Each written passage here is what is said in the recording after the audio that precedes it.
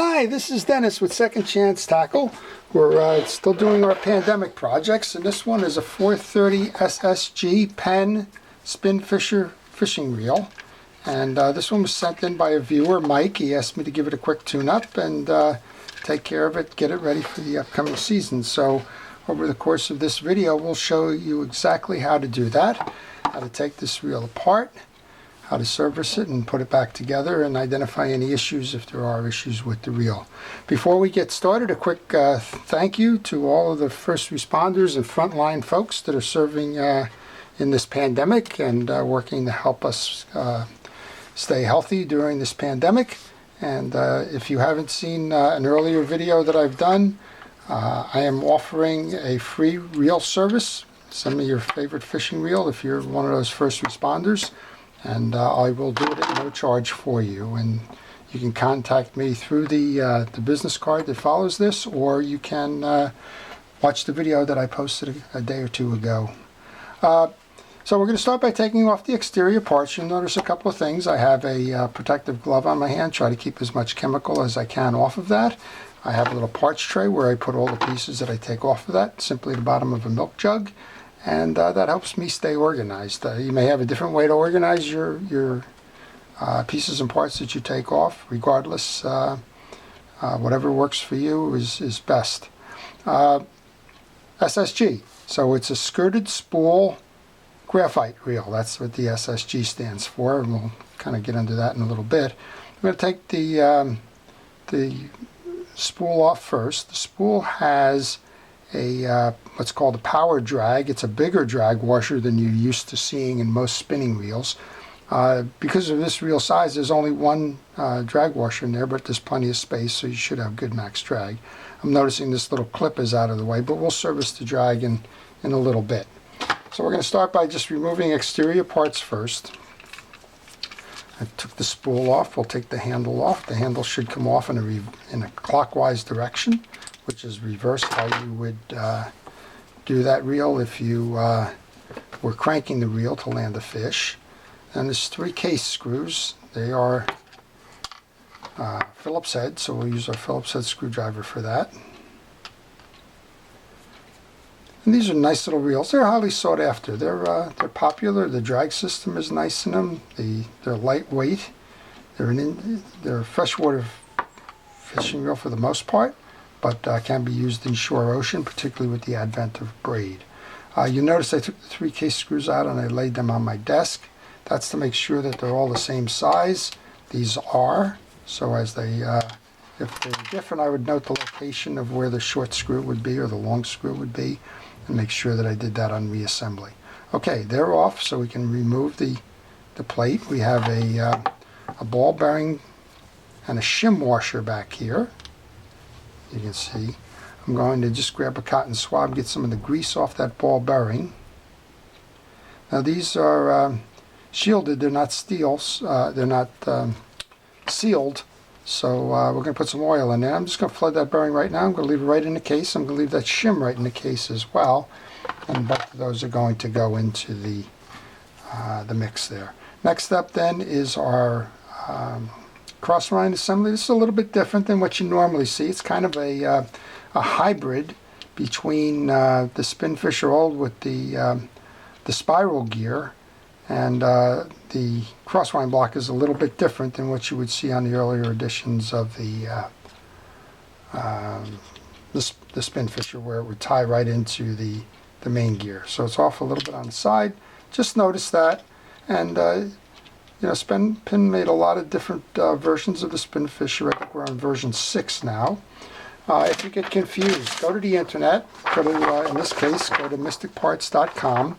and go pull the schematic so that you can see where the pieces and parts go if you get lost along the way. So it's quite easy to get lost, to turn something upside down, to put it in the wrong orientation, and so on. Just go to the website mysticparts.com, and under parts you'll see the reels listed under spinning reels, and it'll give you the opportunity to see the expanded parts in the schematic, and it will also show you the parts to order if you are in that case. So I'm just laying these on the table now. That's my screw from my axle, and that's my crosswind mechanism. And with that, then, we should be able to remove the axle by simply pulling up on it, which we are. And then I can remove the main gear, pull that out. That's got a bearing on it as well. It seems to have a little bit of dirt on it. And wipe down and clean up this portion. And while I do that, I think I'm just going to pull these pieces and put them right into the tray. We'll clean them up on the way out. This one's got, again, this has got some grease on the bearing here, so I'm going to wipe that grease off. I'm going to wipe the grease on the main gear off. While I'm doing the main gear, I'm checking here to make sure all the teeth are in good stead, both in terms of the one that's going to drive the spiral gear and the one that's going to drive the crosswind block. I want to make sure they're all good, which they appear to be. And then I'm going to do the same thing with that bearing that I took off there. I'm going to flood that bearing. I'm using a synthetic reel oil called Reel X. It's kind of available on Amazon and other places. I'm going to put both of those in there. I'm going to take that screw from the axle shaft. I'm going to wipe the axle shaft down. It's got some old oil on it. And I'm going to put that screw right in there so I don't lose it. Then we'll put that in the tray as well. Now we're going to come up top.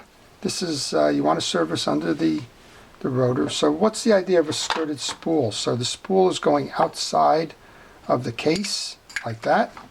And the idea is that any water that's hitting this is going to fall off the rotor rather than fall in. Some of the older type reels had the spool inside the rotor, and that caused the water to puddle and get into the reel. So Penn came out with the skirted spool. Goes all the way back on a couple of different reels, but there's several out there that the 704s, the greenies and the like. This is a Mitchell, but it has the same idea. The spool is inside the rotor, and that causes the water to run down in there and puddle and sometimes get into the internals. So skirted spool came out, the SS series, and the whole purpose of that was to have it go to the outside. All right, we're going to take this off now. This reel was made in the USA, I believe. Oh, maybe not. I don't see it marked on here. If it's not marked on here, it means it wasn't. So, I don't know. Usually you see it stamped in the case. I'm not seeing that. I have to do a little bit more research on that. All right, I'm going to pull the rotor off by removing the screw to the pinion gear. That'll enable me to pull the rotor off.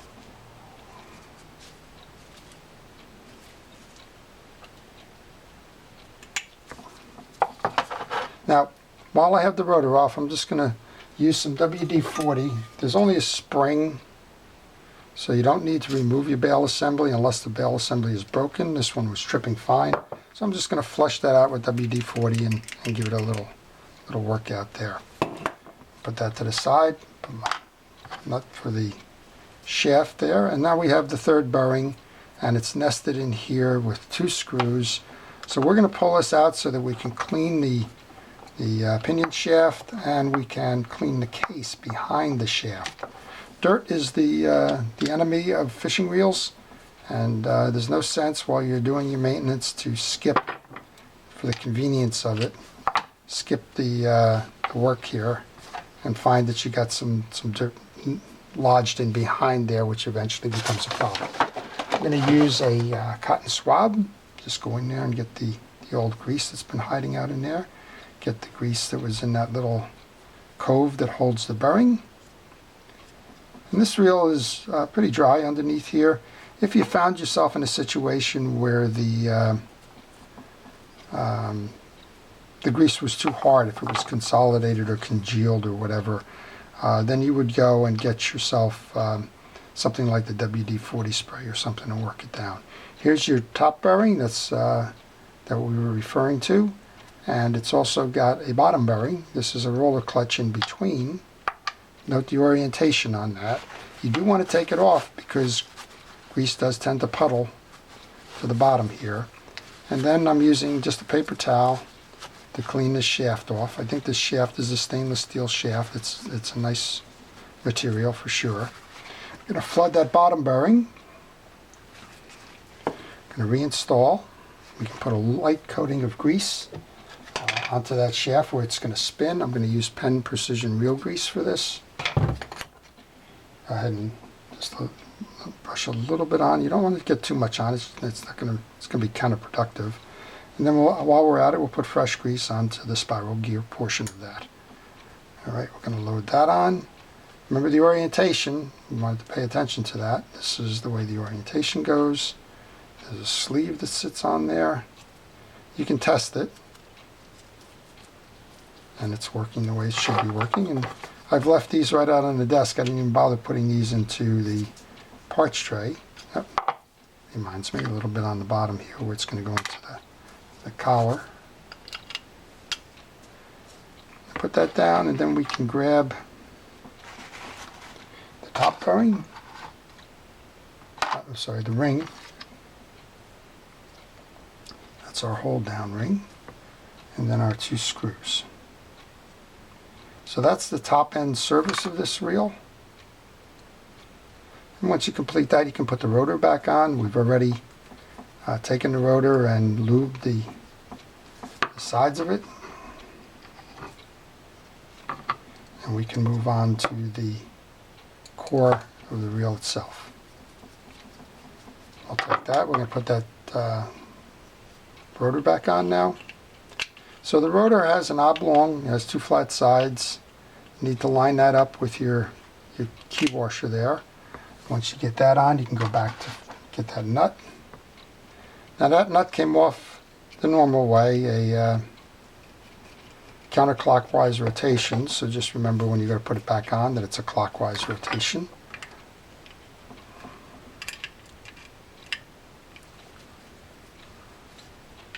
And then just tighten it down.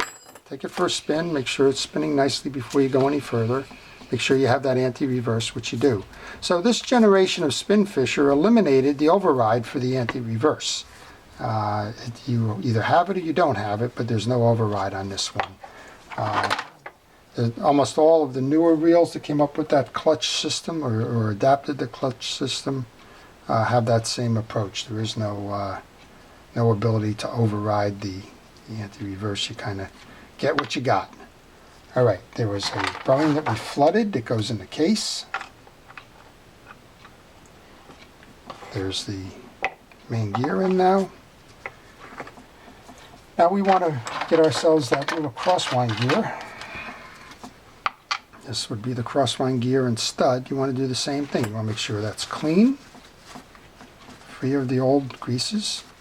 You want to check the teeth, make sure that they're working and that they're not broken, chipped, bent, or otherwise.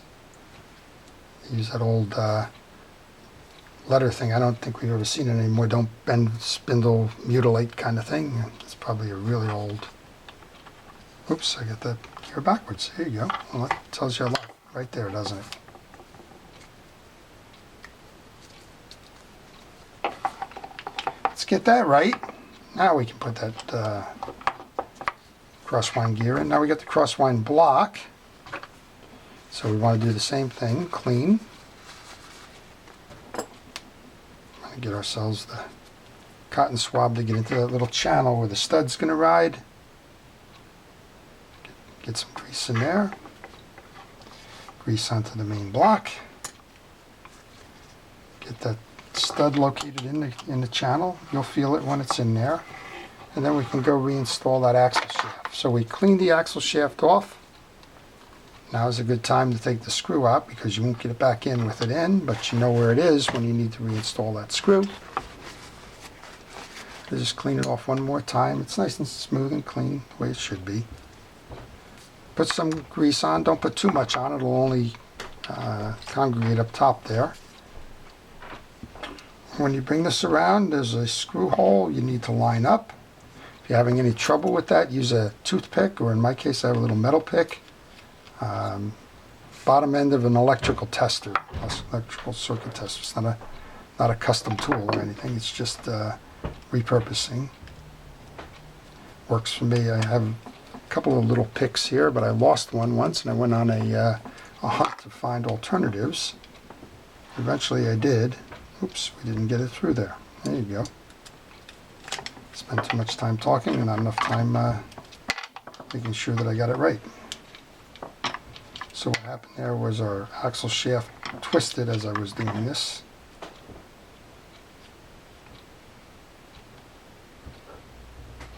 And I hold that a little more steady as we do this now. So what you see is what you get. This is only lightly edited, and that's usually only because I have to turn my machine off to recharge a battery or something. Alright, then we'll come back up top here now and we'll put a little coating onto the stud. Got a little grease slot here. We can get that back in the slot there. We've got the shim.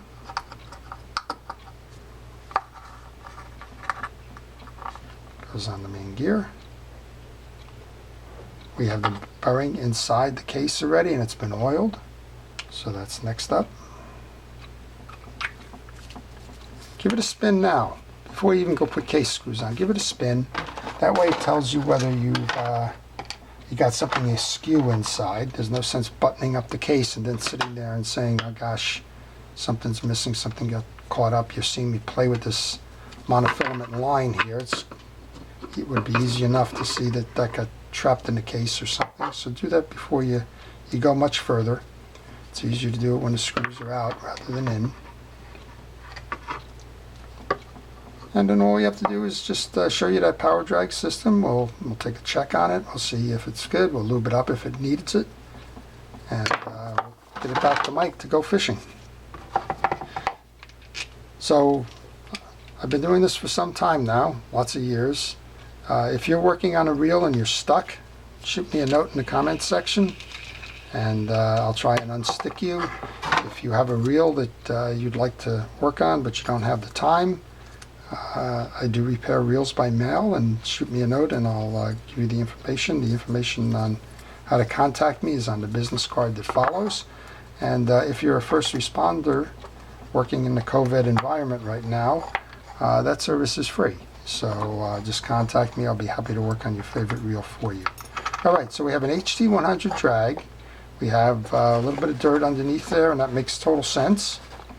So with top drag reels, they take the brunt of the water, right? Your line's coming in, it's circling around here, the water's getting thrown off to the top, and there's no place for the water to go. If it doesn't go out the side, it goes into the top. And every now and then the micro sands and things like that get inside that drag. So you always want to pay attention, you always want to service your drags as part of the service. Just got a question from Germany, just showed up in today's email. He said, how frequently do you need to service your drags? And the general rule of thumb is once a year. That should be fine.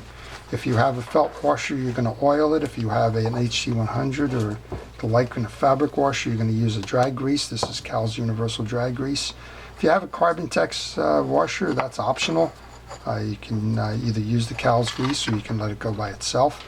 And if you have a polyurethane or a Teflon drag washer, you do nothing, because it's a petroleum product that's self-lubricating. So things that you just learn over time. All right, now we're going to get it back in the channel the way it should be. And we can button this one up, and we're going to be ready to go to fishing again. So just reinstall. Okay, simply remount the spool. Grab your tensioner knob. Let's go for a, let's tighten this all the way down, see what we got. Okay, we're tight. Give it a spin. Give it a trip with the bail. This reel's ready to go fishing. So we saw what we did. We took off the external pieces first. We took off our case. We pulled the bearings on both sides and we flooded the bearings. We cleaned the case and cleaned the crosswind gear, crosswind arm. The main gear, we checked the teeth to make sure that they weren't broken. And then we reinstalled the spool first by taking the spool off and lubricating the main drag. There's only a single drag on this one. Reattaching the little hold down clip and tightening it back up and In the meantime, we had put some WD-40 just to loosen up the bail, and this reel is ready to go fishing again. So nice reel, and a nice example of a Penn product from the early 2000s. So I hope you've enjoyed that. If you did, please subscribe to see more. If you're part of the lockdown like we are, then please stay safe, stay healthy, and stay informed from the local authorities, and we will get through this together. So with that, this is Dennis with Second Chance Tackle. Thank you for watching.